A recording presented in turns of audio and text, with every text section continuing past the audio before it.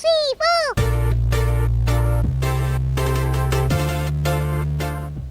Acara ini dipersembahkan oleh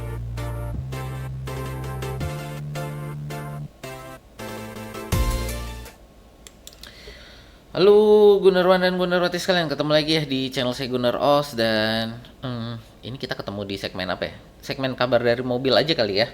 Karena ini breaking news. Dan ya ini saya karena setup dini hari tadi untuk pertandingan Arsenal Women ya, masih ada, jadi saya rekaman lagi ini.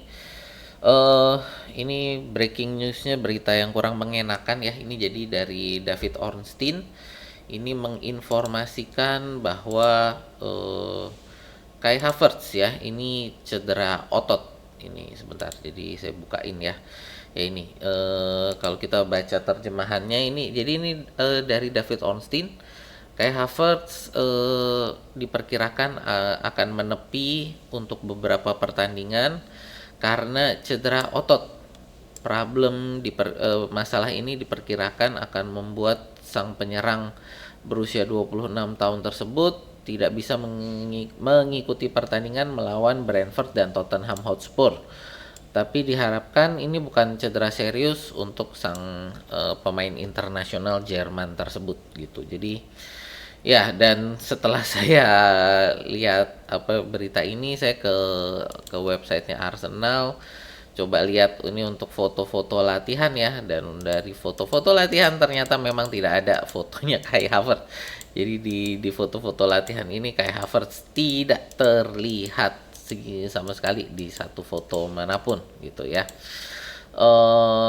Lalu juga kalau kita lihat dari wawancara Arteta, ini hanya ngomong tentang Max Dauman, Bukayo Saka, dan Martin Odegaard ya. Jadi hanya untuk cedera 3 pemain ini, dimana ketika ditanya tentang Max Dauman, Saka, dan Odegaard, Arteta hanya menjawab Max Dauman masih belum tersedia, yang lainnya kita akan lihat nanti ya. Jadi ini untuk Saka dan Odegaard sepertinya kemungkinan akan bisa turun di pertandingan melawan Brentford nanti. Kemungkinan besar mungkin dari bangku cadangan. Biasanya di sini nih ada yang nanya apakah ada cedera baru, tapi ini mungkin karena dari kemarin nggak ada nggak ada perkiraan akan ada cedera baru. Ini nggak ada yang nanya ya, jadi di sini nggak ada yang nanya tentang cedera baru. Kita masih belum tahu juga ini untuk Havertz ini cederanya berasal dari mana, maksudnya apakah dari pertandingan atau dari latihan atau dari mana. Ini tidak ada informasi ya, yang pasti ini hanya informasinya adalah ada cedera otot, itu aja gitu ya. Ya ini apa ya, jadi satu hal yang nyebelin banget ya ini. Jadi karena kalau anggaplah ini kita anggapannya berarti Odegaard belum fit, lalu Havertz cedera, berarti saat ini berarti posisi pemain kreatif menyerang ini harus turun kepada Eze. Jadi Eze yang harus mengisi posisi ini menurut saya. Dan ya beberapa kali sebenarnya kita lihat Eze ini ya buat saya agak mengecewakan sih, bukan mengecewakan sih, maksudnya kayak kurang oke lah, tidak seperti yang saya harapkan gitu. Jadi kita akan lihat bagaimana, karena ini pasti harus Eze ya, untuk yang ngisi di sini harus Eze.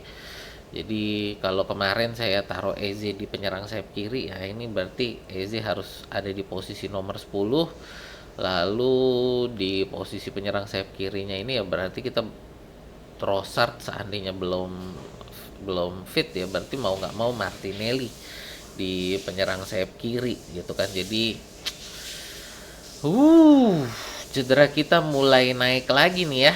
Jadi pelan-pelan cedera kita mulai terisi lagi. Dari pertama si siapa, Merino ya. Ini jadi selama satu musim ini ya kita anggap Max Dauman masih pemain akademi lah. Kalau seandainya kita anggap Max Dauman masih pemain akademi, berarti musim ini kita di mana tidak ada pemain cedera ya. Jadi pemainnya full. Bisa Arteta bisa pilih semua pemain yang ada itu cuman 1 hari deh kalau nggak salah di awal-awal Januari ya. Saya lupa deh pertandingan mana itu yang dimana kita benar-benar bisa pilih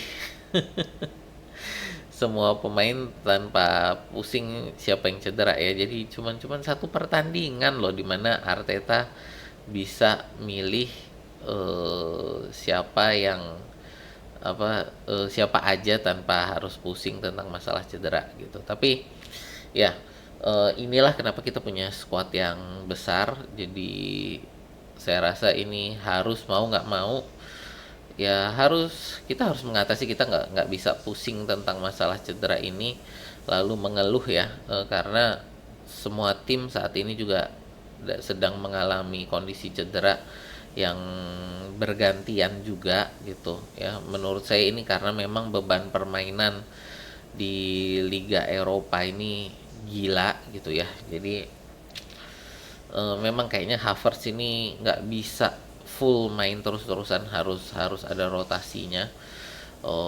Ya kita harapkan ini Eze dan Odegaard segera balik ya, jadi biar bisa untuk rotasinya Havertz gitu kan.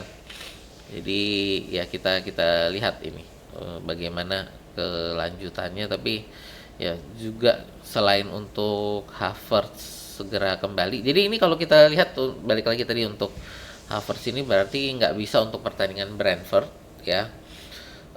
Artinya kita juga nggak akan bisa untuk pertandingan Wolves ini di pertengahan minggu ya, besok di midweek yang akan datang ini kita akan ketemu Wolves ya. Sebentar,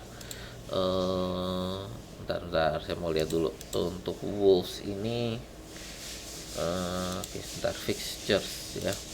Ya jadi kita kan nanti ini nggak bisa ya, benar nggak, Wolves itu hari Kamis pekan depan ya, jam 3 dini hari itu kita akan ketemu Wolves. Jadi ini kalau kita lihat berarti 4 pertandingan dong ya, karena saya belum menghitung untuk Wigan ini FA Cup ya, karena kita ini sekarang nggak bisa untuk pertandingan Brentford sebentar, ini saya pindah dulu ke sini. Ya ini jadi nggak bisa ketemu untuk pertandingan Brentford. Ini kayak Havertz nggak bisa untuk pertandingan Brentford, nggak bisa untuk pertandingan Wigan, nggak bisa untuk pertandingan Wolves, sama nggak bisa untuk pertandingan Tottenham. Harapannya bisa untuk pertandingan Chelsea ya. Jadi untuk pertandingan Chelsea harapannya udah bisa balik ke sana. Tapi untuk 4 pertandingan ini tadi kalau dari David Ornstein kan tidak bisa turun dari pertandingan Brentford sampai dengan Tottenham ya. Ini nih dari David Ornstein nih, pertandingan Brentford sampai Tottenham berarti antara pertandingan Brentford dan Tottenham ini kan ada Wigan sama ada Wigan sama Wolves ya. Menyebalkan ya. Ya ini mau nggak ya, kita harapan kita ini Eze bisa step up ya. Semoga Eze bisa step up dan mengisi peran itu dengan baik gitu ya. Dan ini dimana Gyökeres dan Havertz juga lagi panas-panasnya ya. Ya kita lihatlah ini nanti malam gimana pertandingannya dini hari nanti. Kalau kita lihat Aston Villa dan Manchester City juga menang semua ya pertandingannya dini hari tadi. Jadi ya kita lihat nanti ya. Ya itu aja sih dari saya teman-teman. Jadi kalau teman-teman suka dengan konten-konten sepak bola semacam ini atau ngefans dengan Arsenal, boleh yuk di like, share, dan subscribe ya.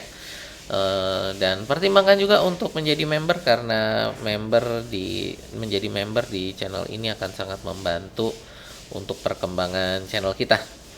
Sekian dulu dari saya, terima kasih, sampai ketemu di video kita berikutnya ya.